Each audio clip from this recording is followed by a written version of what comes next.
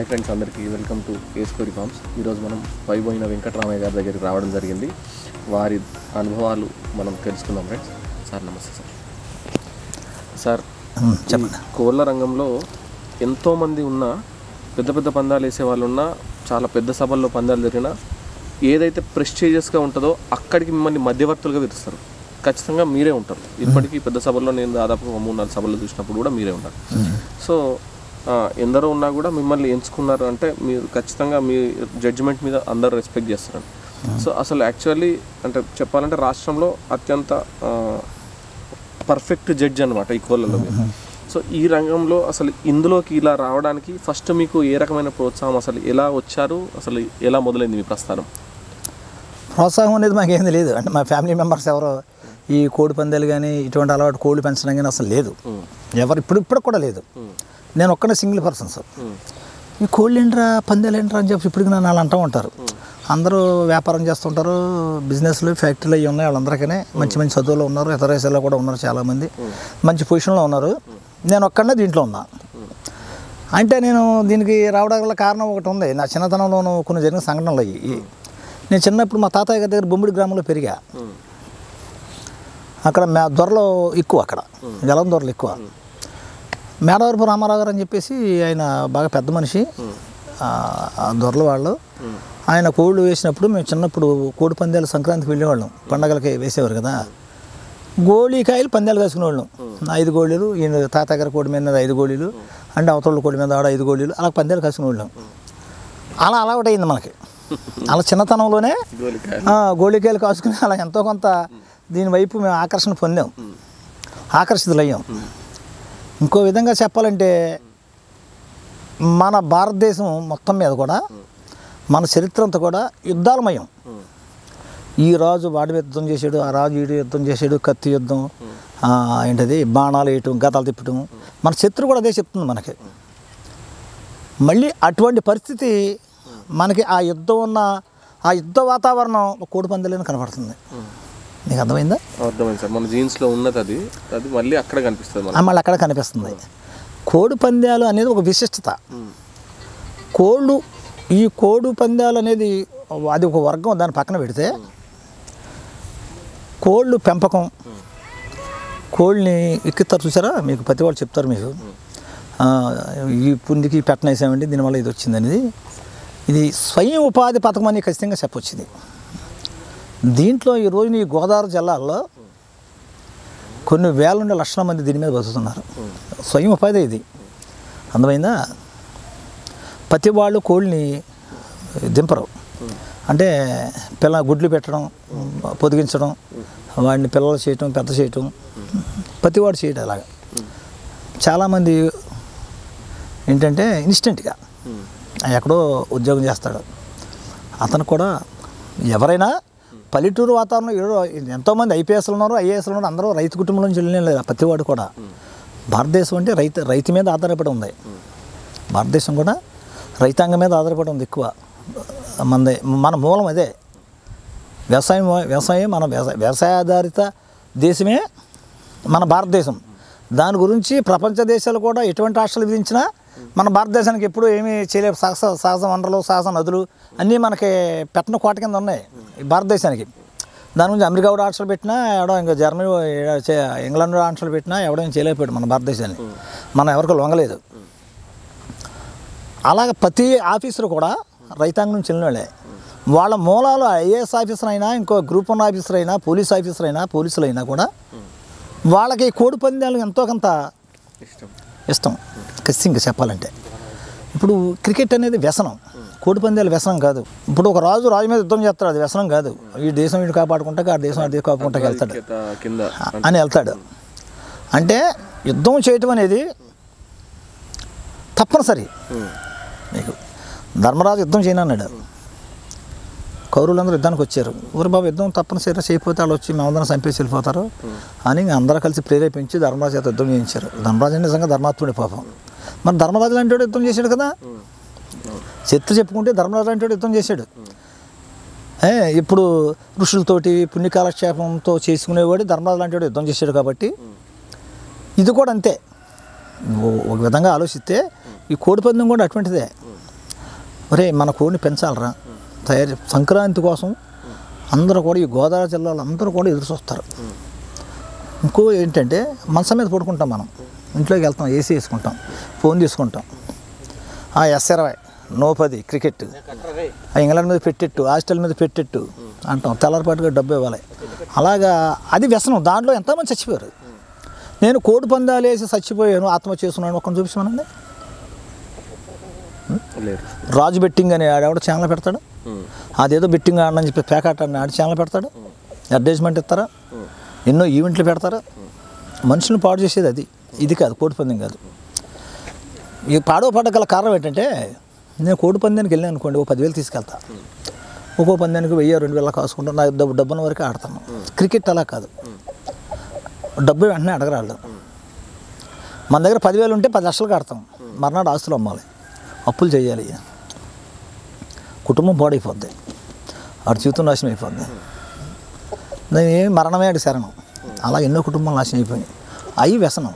కోడి పందెం వ్యసనం కాదు, ఇది స్వయం ఉపాధి. ఇది దీని మీద ఎంతోమంది బతుకుతున్నారు. చాలామంది తండ్రులు కోళ్ళు అమ్ముకుని కొడుకులను ఎంతో ఉన్నత స్థాయికి తీసుకెళ్ళారు. నాకు తెలుసు, వాళ్ళ దొడ్లోకి వెళ్ళాను, వాళ్ళ దగ్గర నేను కోళ్ళు కొన్నాను. ఏంటంటే మా అబ్బాయి దీనివల్ల చదువుతున్నాడండి, ఇలా డెవలప్ అయ్యండి, ఇంత పెద్ద ఉద్యోగం వచ్చింది, ఈరోజు అమెరికాలో ఉన్నాడండి, లేదా యూకేలో ఉన్నాడని చెప్పేసి వాళ్ళ కుటుంబం వాళ్ళు నిలబడిపోయారు. అలాగాళ్ళు ఓ పొజిషన్కి వచ్చేసారు.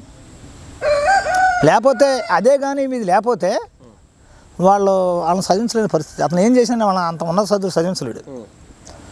ఈ ఒక్క గోదావరి జిల్లాలోనే పండగ వాతావరణం ఎక్కువ. ఇప్పుడు మారువాడీలు అందరూ ఉన్నారు, వాళ్ళు దీపావళిని దసరాని ఎంతో ఘనంగా చేస్తారు, అంత ఘనంగా మనం చేయలేము.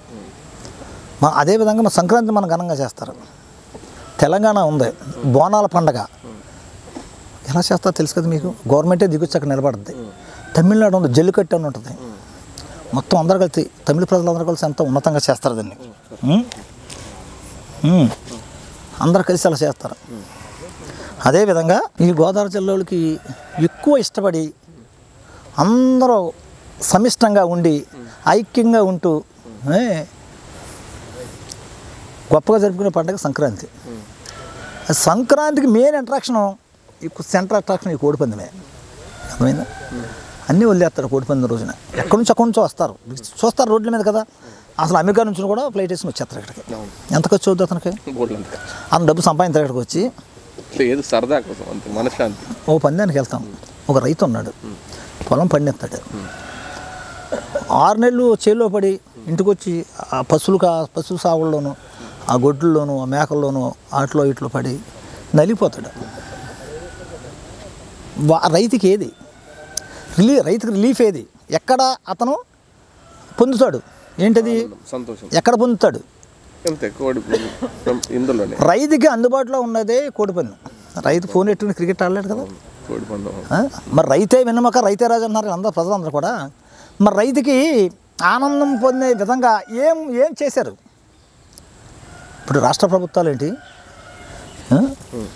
ఈ నాయకులు ఏంటి, రైతుకి ఏం చేశారు? రైతు గొప్పగా చెప్పుకుంటారు, అర్థమైందా? రైతుకి మరి చేసింది ఏముంది? రైతుకి నలిపోతాం కదా. ఇంకా అలాగా అతను దాంట్లో ఒక కోడి పందులోనే రైతు ఆనందం పొందుతాడు. మా చిన్నతనంలో పులి చూద్దామని ఆడేవారు, పులి మేక, ఓ బస్తా గుడ్లకు ఆడేవారు. తల కొంచెంలో ఉండే, కొంచెం అంటే 4 సేర్లు కలిపి అంటే 16 కేజీలు ఎంత ఉంటుంది అది వేసుకుని బస్తా గుడ్లు పోసేసి వీళ్ళందరూ ఆడి తరపున 25 మంది వచ్చారు, ఇటు తరపున 30 మంది వచ్చారు. ఒక అరుగు మీద అక్కడ కూర్చుని పులి చూద్దాం ఆడేవారు, బస్తా పంది వేసుకుని. అదేవిధంగా రాత్రులు 5 బస్తాలు 6 బస్తాలు బండి మీద కట్టుకుని ఇక్కడ నుంచి కైలోంచి ఈ 10 ఎకరాల 2 బళ్ళు లేవారు, దీని మీద 10 బస్తాలు, దాన్ని 10 బస్తాలు వేసి ఏది ముందు లాక్కెళ్ళిపోతే అది ఆ 10 బస్తాలకు వదిలేయటమే. తలక బస్తా వేసుకునేవారు. అబ్బా మా ఇట్లా లాగినీరా అని గొప్పగా చెప్పుకునేవారు. ఇప్పుడు ఆ సంస్కృతి ఏది? ఇప్పుడు అరుగు మీద కూర్చుని పులి చూద్దాం ఆడాలి, పులి మేక ఆడాలన్నా, దాడి ఆడాలన్నా, ఇటువంటి ఆడగలరా? ఈ రోజున విపరీతం పొల్యూషను, వెళ్ళే లారీలు, మోటార్ సైకిళ్ళు, కార్లు, ఈ పొద్దున కూర్చుని సాయంత్రం పోతాడు ఎక్కడో చోటకి. నీకు క్రికెట్ స్టేడియంకి వెళ్తాం క్రికెట్ చూడటానికి. మనకు ఎవరు తెలుసు? వైజాగ్ వెళ్ళాం మేము క్రికెట్ చూడటానికి. ఒక్కడ పాపికాన్ని పొట్టం ఇచ్చేవాడు లేడు, ఒక్కడ పలకరించేవాడు లేడు. ఎవడేంటో తెలియదు, ఏంటో తెలియదు. అదే కోడి పందాలకు వెళ్ళాం అనుకో, కోడి పందాలకు వెళ్ళినప్పుడు 400 మంది 500 మంది అనుకో, అందరూ ఆప్యాయంగా పలకరించుకుంటారు. ఇది అందరూ ఆప్యాయంగా ఏమండి బాగున్నారా, మీ నాన్నగారు ఏం చేస్తున్నారండి, మీ అబ్బాయి ఏం చేస్తున్నారండి, అప్పుడు అది పెట్టి అందరూ ఆప్యాయంగా ఒక గంట ముందు వెళ్తాం కదా, అందరం పలకరించుకుంటాం. మీ పొజిషన్ ఏంటండి, మీ పార్టీ పరిస్థితి ఏంటి, మీ నాయకులు ఎలా ఉన్నారు, మీ నాయకులు మీ కుటుంబం ఎలా ఉందా, మీ వ్యాపారాన్ని అన్నీ, మీ పిల్లలు పెళ్లి చేశారా, నేను మీ పిలిచిన రాలేకపోయానండి ఏమనుకోకండి, అప్పుడు అది కుదరలేదండి అని పలకరించుకుంటాం. ఇంకోటి అక్కడ పలకరింపులు అవుతాయా, మా తాడేపల్లిగూడెం చింతలపూడి మారుమూల గ్రామం ఉంది. ఆ మారుమూల గ్రామం నుంచి నాకు ఎవడో ఫోన్ చేస్తాడు, ఏంటంటే వెంకటరావు గారు నేను పలానా తాలూకండి, ఆ రోజున మీకు ఆ పలానా కోడి ఇచ్చానండి, లేకపోతే పలానా పందాల్లో మీకు పరిచయమేనండి, మీకు సెల్ఫీ తీసుకున్నాను మీ దగ్గర, మీ ఊర్లో మా అమ్మాయిని ఇచ్చామండి, ఆడేలా బాధ పెడతానండి, కొంచెం బాబు చేసి పెట్టండి మీ దగ్గర పంపుతానంటాడు. అంటాడు పంపరబాబు మేము చేసి పెడతాం, పంపరబాబు మేము చేసి పెడతామని అతను చెప్తాం. అతను మా దగ్గరికి వస్తాడు, గ్యారంటీగా దాన్ని మేము పర్సూ చేస్తాం. అరే బాబు అలా చేసారు కూర్చోబెట్టి అని చెప్పేసి దానికి చక్కగా తగు చెప్పి 4 గంటలు దండించి కేకలేసి ఇంకోసారి ఇటువంటి చేసామంటే పోలీసు గారు చెప్పి తోలు దించేస్తాం అని చెప్పేసి అని భయపెట్టి కాపురం చక్కగా నిలబెడతాం. అలా ఆస్తి తగాదాలు, ఫ్యామిలీ తగాదాలు, ఎన్నో తగాదాలు, కొన్ని వందల వేల తగాదాలు కేవలం ఏ పరిచయం. నేను చెప్తున్నాను, పరిచయాలు ఎక్కువ. నువ్వు మన జిల్లాలో ఉంది, ప్రతి గ్రామం నుంచి కూడా నాకు తెలియని మనుషులు అంటూ లేరు. గొప్పగా చెప్పడం కాదు, వాస్తవం ఇది. కొన్ని వందల వేలు గ్రామాలు ఉన్నాయి, ప్రతి గ్రామంలో నాకు తెలియని మనిషి అంటూ లేడు. నాకు ఏ పనికాయలు నవ్వుద్ది, వాళ్ళకి ఏం పని కలిసి నాకు చెప్తారు. అలా ప్రతిదీ ఇలాగా ఇదో ఒక ఏంటంటే ఇందులో చిరంజీవి గారు చెప్తారు చూసారా, ఒక సాయం చేసి వాళ్ళ ముగ్గురు సాయం చేయమంటారు, వాళ్ళ ముగ్గురు సాయం అంటారు, వాళ్ళు చెప్తాడు చూసారా. అలాగా తామర తంపర అంటే ఎప్పుడు చెరువులో దిగారా, తామర కాళ్ళు ఎలా ఉంటాయండి, నాసు పట్టి అన్నారు అసలు ఇంకా అసలు దాన్ని అలా ప్రతిదీ కూడా అలా అల్లిపోయి ఉంటుంది వెబ్గాపులాగా. ఆ విధంగా పరిచయాలు ఉంటాయి. ఇది అదొకటి. దానివల్ల పెళ్లి సంబంధాలు ఎన్నో పెళ్ళి అయినాయి, ఎన్నో పెళ్లి సంబంధాలు చేసుకున్నారు. నేను మా వీళ్ళ అబ్బాయిని కోడి పందాల్లో పరిచయం కొన్ని వందల వేల పెళ్ళిళ్ళు అయినాయి నాకు తెలుసుకుండా.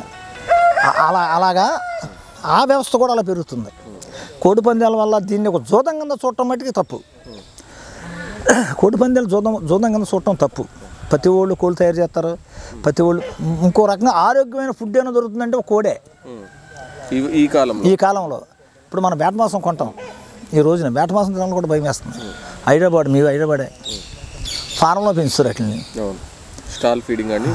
ఫారంలో దాటదు, అది తెచ్చి పెడతారు. అది ఇక్కడ ఏంటిది మాకు ఆ మాంసం ఆ రుచి ఉండదు, ఏముండదు.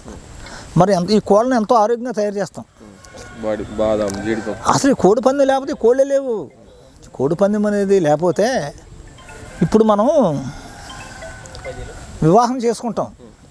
పెద్దలు ఏమన్నారు, వివాహం చేసుకుంటామంటే వంశాభివృద్ధి, సత్సంతానం కోసమే వివాహం.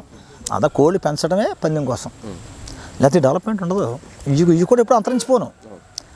ఇంకా కోళ్ళు పోయి అయిపోయి ఆఖరి ఊరకొక్కలు మిగిలిన మనకి వీధిలో ఊరకొక్కలే మిగులుతాయి. ఇవన్నీ వాస్తవాలు. ఇవన్నీ కోడి పందెం వల్ల ఇన్ని ఉపయోగాలు ప్రజల్లోని, ఇలాగా బంధుత్వాలు పెరగటం, తత్సంగా ఒకరికొకరు కలిసి వ్యాపారాలు చేసుకుంటాం, అన్ని రకాల వ్యవహారాలు జరగటం అన్నీ ఈ పరిచయాల వల్లే, కేవలం ఈ పరిచయాల వల్లే ఖచ్చితంగా జరుగుతుందని ఘంటాపథంగా చెప్పగలను.